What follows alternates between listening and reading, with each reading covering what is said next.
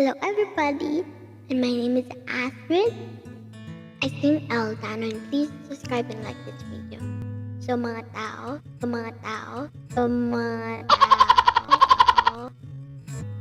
bago ako matulog, ngayon, ang pag-aralan dahil komunidad, yung pinag-aralan ko yung sa online class ko today, and yung komunidad po, parang kinokonekta ng pamilya, mga buildings, palengke, hospital, kung saan ka nakatipo,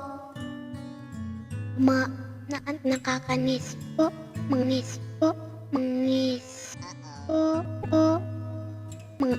builder po, kahit saan, kaya sobrang init po na nga ngayon. Alam niyo ba mga forest? Ginagawa ng mga builder maging gusali, kaya mainit na mainit.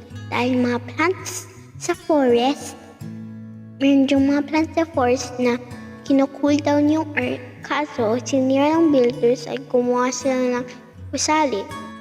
Ano kayang gagawin natin para ma-cool down si Mother Earth? So, yung mga sagot ko ay dapat mag-plant ng madaming halaman sa komunidad mo. At second, dapat maglinis ka sa komunidad mo.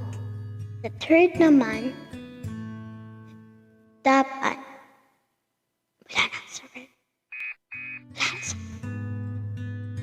dapat hindi tapon-tapon kahit saan. Tapon ng tapon tayo, magiging sad si Mother Earth. Kasi pag nag-plant ka, ma-cool down si Mother Earth.